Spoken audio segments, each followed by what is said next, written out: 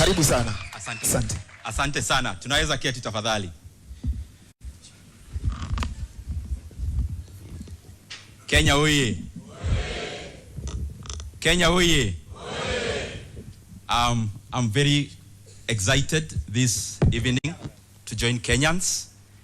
And first of all, I want to appreciate Kenyans and thank them for the patience. You know, some few weeks back, I communicated to Kenyans that we'll be giving our direction in terms of where we head politically. And it has taken us actually more than those weeks, because it's a thought that, and it's an engagement we have been having for quite a long time. So I want to appreciate Kenyans for joining us this evening. I also want to appreciate the great people of Kiharu for giving me an opportunity to be a leader in this country. So kwa watu wa Kiharu, hata wakitutazama wakiwa kule nyumbani, nikiwa hapa kama MP wa Kiharu, natoa pongezi zangu kwa watu wa Kiharu kwa kunipea nafasi ya kutumikia nchi yetu. Na nitakuwa nachanganya lugha, nitaongea kwa Kiswahili na pia nitaongea kwa Kizungu. Kwa sababu ningetaka pia nikitoa hii hotuba tushirikiane pia na wazazi wetu wale wanatutazama. That is why I'll be gravitating around the two languages. I want to appreciate all my friends who have come even before I proceed. This was meant to be a press conference, but I see the hall is already full, even outside and inside. So kwa nyinyi marafiki wangu wote ambao mmefika hapa from all corners of Kenya, I want to appreciate you. Asanteni sana. I also want to take this opportunity to thank the leaders who have joined us.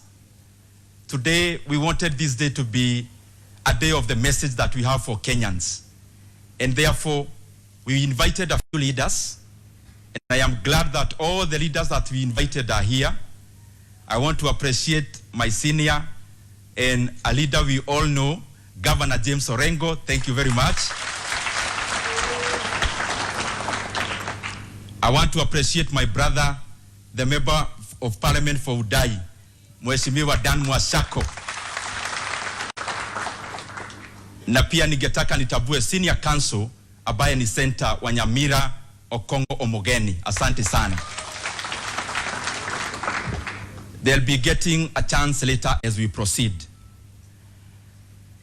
I have been carrying a heavy burden, and I have to say this to my compatriots, the people of Kenya, because I believe, even as I make a political decision, these are the kind of decisions we have made previously, and there are some lessons we have gained out of that. And therefore, my heart has been burdened and have been burdened for many months, because I have been thinking and praying that in whatever direction I take, politically speaking, that the people of Kenya must be the great consideration that I have. I have participated before in national campaigns, as you all know. Na nikazunguka Kenya mzima. And through the lessons of campaigns and the lessons during governance, I have come to appreciate that it's actually easier to campaign than to govern. And I say so because as we participated in the campaigns last year, and I'm saying this in good faith, I realized even after we won that the real battle was not in the campaigns. The real battle was in the deliverables that Kenyans expected. And I have to say, at some point I was disappointed. And I'm saying this again in good faith, because we had a captain, and I always think that as you head forward as a leader, you must be crystal clear on where you are taking the people. Unfortunately, after we won, I want to be honest with Kenyans that we engaged in a lot of trial and error, and especially in the beginning years. And that is the reason I have been having a burden that whatever I do in terms of politics, it has to be based on the right governance after the win, even as we head towards the winning. And the decision we are making today, and I'm communicating to Kenyans today, is on how we proceed forward. But as you all know, the choice on the table this evening, or the decision we are making, it is not about where we were and where we should be. Where we were, we left. It is a matter of the decision we'll be making at the end of this press conference and briefing is what will be our engagement. Where are the people of Kenya as we make this decision? Not just today, in terms of communication as we go around the country, but also past August next year. That to me is a more important and weighty matter. And as I have said as I was starting, it is a burden I've been carrying, because as we engage as leaders, as we engage this against the other, the Kenyan people are literally fighting for survival. And therefore, in my opinion, as we head forward, what I'll be communicating later, we must be crystal clear on the kind of things that we want to deliver to our republic, and especially the children of God who are the people of Kenya. As leaders, we have that obligation, and it has to be at the center of what we are doing. And as I get there, I'll give a few points in terms of the kind of things I think must form our campaigns and must form our deliverables as a team on this side of opposition. But I'll also be sharing how to deliver them. I have taken a lot of time.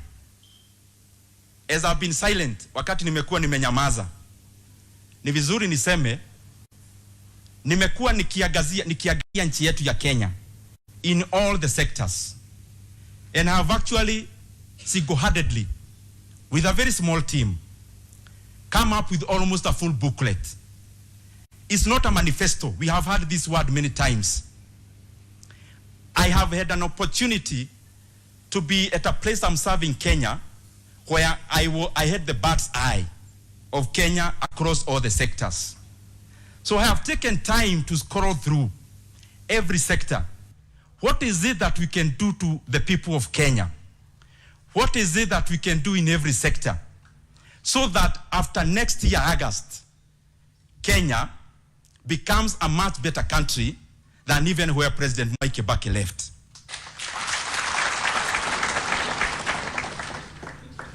And as I say this, allow me to say for those who are watching us for the first time and hearing maybe about Kiharu for the first time.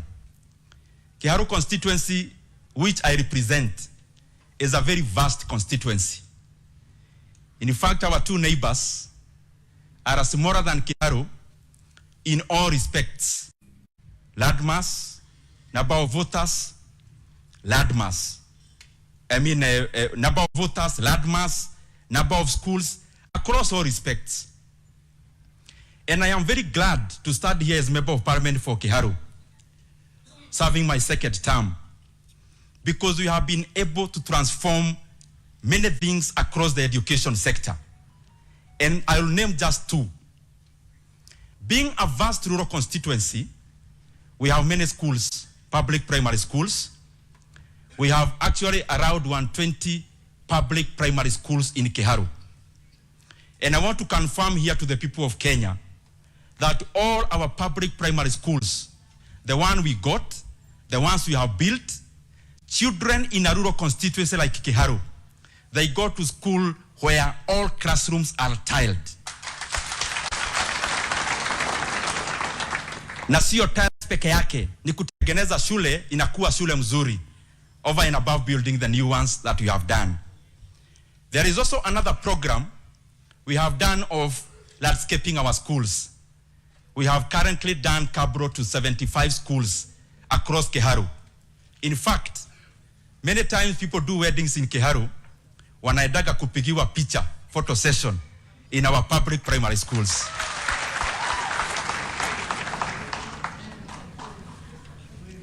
Jambo la pili ningetaka nitaje, tuko na shule 65 shule za secondary day secondary schools, and we have around 12,000 learners in those schools. We have a program we run called Kiharu Masomo Bora, and I want to confirm to Kenyans that fees across Kiharu in all our public day schools, fees is only 500 shillings per term. And learners eat in school, and they actually eat chapati every last Friday of the month. Na sio ile ya machini, hii ni chapati kabisa. And that is my entry point. Because allow me, my friends and Kenyans, because later I'll be giving crystal clear where I'll start politically and my participation. The few points I want to give is about what is the foundation of me doing what I'll be doing. What are my expectations insofar as the people of Kenya are concerned? And that is why that issue of education is my entry point. I believe as I stand here today, as we will hold hands with all Kenyans to deliver Kenya next year in August, we have done it in Kiharu to show that education can actually be reformed without necessarily adding taxes to Kenyans. By just reconfiguring the resources that we have. And in the education sector, these are my expectations, together with the people on the opposition side, whom will be seeking an opportunity to deliver Kenya next year. On the education sector, and I'll be giving just a summary. We start from ECD. I know it's a devolved function. The points I'll be giving, some may require changes in law. Others may require just an executive direction. Others just funding. So I'll give them knowing that some may actually require changes in our laws. ECD, as it is in Kenya, we have to change it from next year. We have to change it and have our ECD trainers and teachers either at a TSC or a TSC equivalent. I believe this is possible so that we have a body that is looking at the welfare of all ECD teachers, from hiring to transfers to remuneration, so that even as they seek their welfare, they can canvass that in the national arena. The second thing is on secondary schools. We have demonstrated it is doable. I want to confirm to Kenyans, the team I'll belong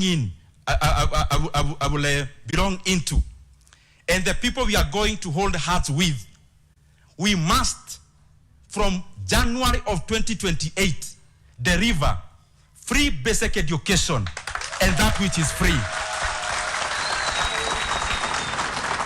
And we'll start that with our senior secondary schools. Of the 3.5 million Kenyans and learners in our senior secondary schools, we only require an additional 35 billion Kenya shillings. My proposal is as follows: that NGCDF will contribute 10 billion shillings into that kitty. The equitable share of our counties, because they also give bursaries, they also contribute 10 billion Kenya shillings. And that issue is that the national government to give in 15 billion Kenya shillings. 35 billion Kenya shillings is enough to give all school-going learners in our senior secondary schools free education, including meals. The other thing as we look into that is that we also must diversify the menus in our schools, so that our schools become also centers of markets of our produce in our villages. Kama unatoka pahali Muthokoi iko, kama unatoka pahali kwa Githeri, pahali kwa Matoke, it is important that we incorporate even those kind of menus into our schools, so that even farmers in our villages can find that as a local marketplace to sell their produce. Na wale wanatutazama wazazi wetu, mimi nasema ya kwamba nimeagazia na nimechukua Kenya mzima na nikaangalia fedha tuko nazo. Na zile binu napeana leo ni vitu tunaweza fanya bila kuongeza kodi kwa Wakenya.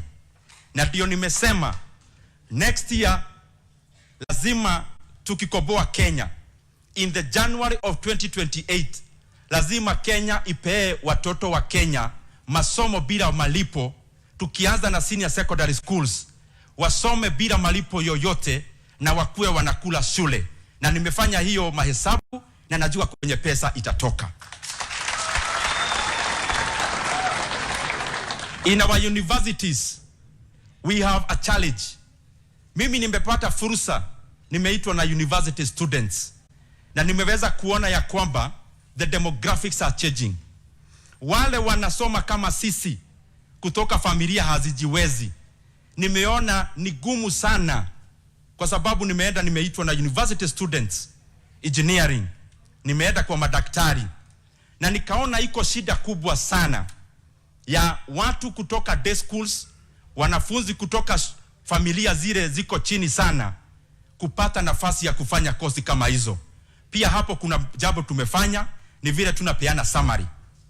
The second thing, and I want to finish first with social response, because there are two things that are important which are social investments. One is education, the other one is health. Education adds value to a human being, and health services labor, and the provider of labor is a human being. On the side of health, mambo ni mawili nimeona yale changamoto kubwa. Changamoto ya kwanza ni sisi viongozi tumeigiria mfumo ya healthcare.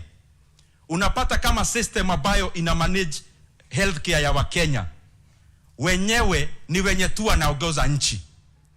Jambo ya kwanza, system kama hiyo ya IT, it must be owned by the government of Kenya. Jambo la pili, na hiyo ni changamoto kubwa, and I said I'm mixing language, is the issue of funding. I have looked at the amount of money we collect in our healthcare system, in whatever name you call it, the previous one of NHIF and the current one. And whatever we say, whatever we promise, the point of the matter is that there is a funding gap. And my proposal is as follows, that starting the year 2028, the amount of money Kenyans are contributing into NSSF, ile pensions, ya retirement, we have that percentage, we reduce it by 50%. That extra 50% reduction goes into healthcare, and that will add into our healthcare system an extra 40 billion shillings, ambayo itapea wa Kenya afya mwafaka na yenye hawatakuwa narudi kwa mfuko kulipa. Many families have been ravaged by bills. As much as we are talking as leaders, we must provide practical solutions, and that is my practical solution. Within the same kitty of around 40 billion additional, it is enough money to take care adequately of all emergencies that meet Kenyan families, and also the chronic illnesses that are reducing many families into beggars. Hiyo pesa inaweza kufanya hiyo kazi. Na jambo lingine katika healthcare, the same money is enough to upgrade enough institutions here in Kenya, healthcare institutions, so that we can bring India here into Kenya instead of Kenyans going to India. And we'll be transforming these institutions so that they serve Kenyans in the region also. The last thing I want to give in terms of healthcare, I have interacted with many doctors, and I have interacted with many healthcare professionals. Dear Kenyans, we must bite the bullet. It is clear that Kenya is ripe. Again, I give an example for an equivalent of TSC. Even in healthcare, Kenya must have the Kenya Doctors and Healthcare Workers Commission that will be managing the affairs of our doctors and healthcare workers. And I am saying this knowing that it is a devolved function, but laws are made for the man, not man for the law. You can imagine now that a doctor in Nyamira, if they get married in Kwale, they have to quit their job in Nyamira and seek a fresh job at the other place. If we have a national platform to manage our healthcare workers, this will be a good opportunity, first of all, to harmonize. Number two, also, to ease also their welfare in terms of transfers. And so that also, we have a united front when it comes to staffing of our healthcare facilities. The other issue I want to give, which have really troubled my mind, is the issue of jobs. The other day, I got a committee from one of the churches in my office. And they were coming to invite me for a function, a church function. There were two ladies in that committee. And just during the introduction, one lady even cried, even before they told me what the agenda of the meeting, why they had come to my office. Because the lady has a son who is a doctor, who is doing vibarua. The other lady in the same meeting has a pharmacist, also unemployed. Every Kenyan watching us tonight, all families, most of them are having a challenge of people who have gone to school. They are willing and able, but our country cannot provide an opportunity for them to work. Dear leaders and Kenyans, this has to change.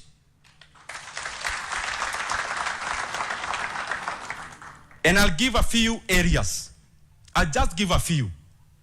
One is that all the economies of the world that we study, from Singapore that we all hear about, I know you are almost laughing,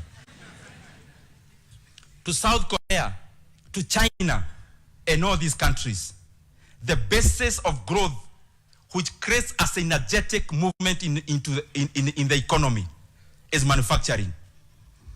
We have to deliberately grow our manufacturing sector to secure jobs for the young people of Kenya. And in this respect, you cannot talk about manufacturing without talking about the cost of power. And that is why, in terms of manufacturing, the proposals I have come with are domiciled, number one, around getting power adequate in Kenya, but also cheap. One is that we have to totally liberalize power sector. And the kind of lip service you are hearing from government is not enough. Liberalization has to happen.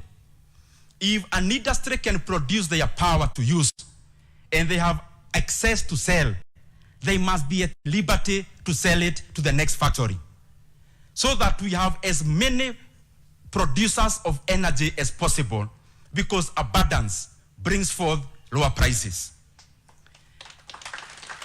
The second thing, in terms of bringing the cost of power down in Kenya, we have an institution called KenGen, majority owned by the people of Kenya through the government. The current valuation of KenGen is around 75 billion Kenya shillings. Yet it is a company that produces roughly 2,000 megawatts of power. An equivalent of KenGen in other economies is valued more than 450 billion Kenya shillings. Just to cite like two, Transco Power in Nigeria, Geregu Power in Nigeria. Currently, there is a transaction ongoing in Philippines, a country called EDC, producing less than KenGen, yet the valuation is $5 billion US. What am I proposing? That immediately, and I'm talking about early 2028, we must leverage the $500 billion assets of KenGen.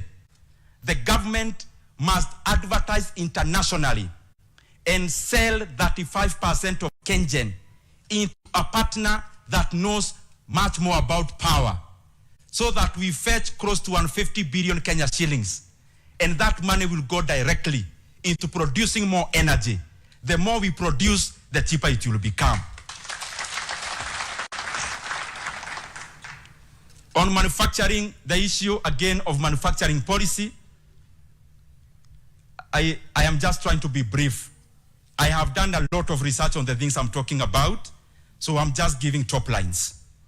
Vitu tu zile summary. Manufacturing policy.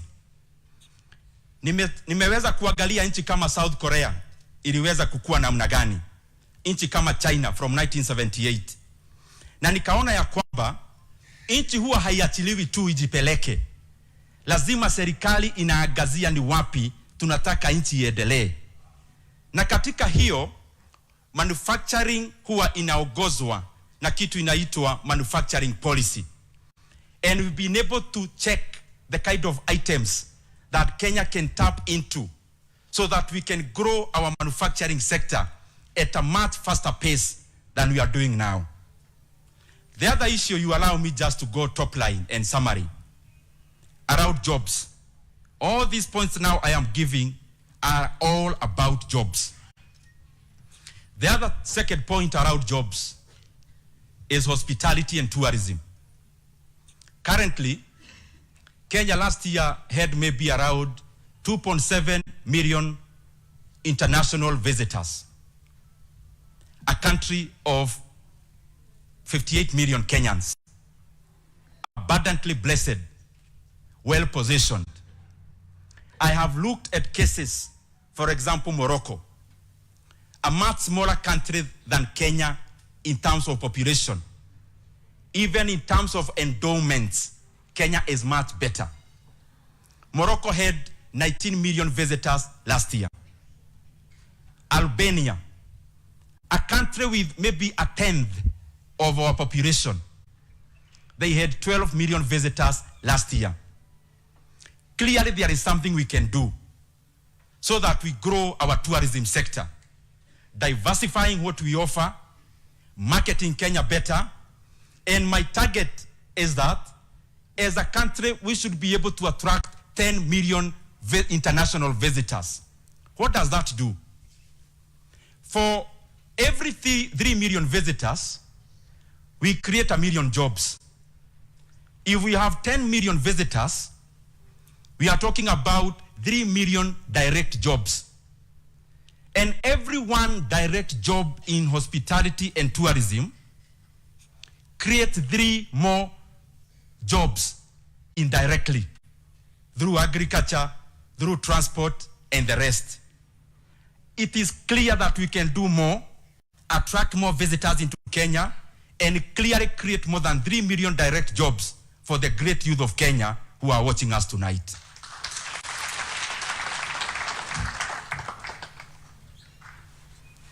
The other issue I want to highlight in terms of jobs again.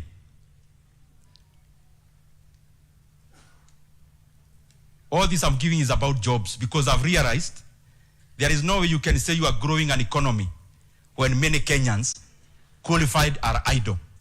So allow me to highlight the issue of finance industry. Kenya has many banks, over 40. Whether big or small, they all make money. How then do we give an advantage to others that is in our country? My proposal is this way. Kenya must covertly frustrate the takeover of the Kenyan banks by international institutions. Covertly. Because this is a sector that clearly makes money. How do you give out a sector that makes money so easily? The second thing is that we must deliberately create an atmosphere where we can have big banks, Kenyan banks, competing regionally and continentally. Through our regulator, it is important that Kenya creates big behemoths, banks in Kenya that can compete continentally with banks like Standard Bank, like banks like Nedbank. And this, I have done what should be done by the regulator so that even as we grow competition in our finance industry, we also have big enough institutions that can compete across the continent, because this fetches Kenya money from other markets. Tuko pamoja? Allow me so that I am sequential to highlight just briefly about agriculture. Agriculture currently is dominant in our economy when it comes to jobs. Many Kenyans in rural areas, precisely 70%, are employed in the agricultural sector. But the productivity is too low. Even with the fertilizer subsidy, Kenya is facing an imminent maize food shortage in the next 3 months. I can assure you, Kenya can only import maize to sustain ourselves in the next 3 months. Therefore, this shows where some policies can be enhanced and become better, we also need additional policies around agriculture. And just to give a few, when it comes to to food crops like maize, beyond fertilizer, we need also to participate by availing to our farmers cheaper or even much more subsidized certified seed of maize. Because there is the issue of production, but there is also the issue of productivity. Hata ukipea fertilizer begu ambayo ni sio mzuri sana, fertilizer can only do so much. So that is one of the areas to grow productivity and production. But holistically, when it comes to cash crops like tea and coffee, na najua kuna wakulima wengi wanatutazama hapa leo, wako katika eneo mingi za Kenya. Kenya haifanyi enough kwa kusaidia wakulima wetu kuzalisha vizuri coffee and tea, na pia kwa wao kupata mapato mwafaka. Na kwa hayo, beyond the fertilizer which we must avail to Kenyans, we must also do much more. Kenyans are also asking for more affordable pesticides and other inputs within agriculture. The second thing is about marketing. Yes, we grow this tea and coffee, but we can look at where we can fetch better prices. What kind of products? We must deliberately, as a country, embrace speciality, so that as we grow our tea, na tukikuza kahawa yetu, tunakuza ile iko na bei ya juu sana katika bei za kidunia na soko ya duniani. And agriculture has a potential to raise productivity to the millions of farmers who are engaged in it. Muniruhusu niende nikimaliza. Na nikiongea kwa sauti munisamehe, hii ni kitu ambayo imeumiza roho yangu sana. Because I think our country can do more, but there are some chokes and there are some bottlenecks that we have to deal with. Utaniruhusu niende kwa vitu zingine, sio sasa za kazi. Na so that I'm sequential, hizi vitu nimezifanya mwenyewe, lakini ningetaka naangalia ndio tusiache ile muhimu.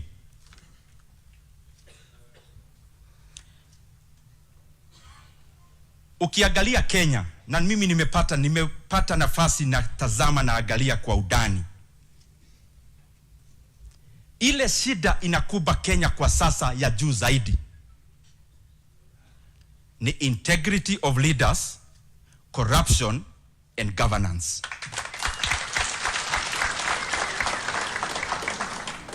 Dear Kenyans, kama kuna kitu lazima tufanye kwa dharura, ni kwamba we can no longer continue to stomach leaders who get elected and their ambition is to get richer than the leaders they replaced. Na nimeweza kufikiria sana, na mimi natoa mawazo yangu ya kwamba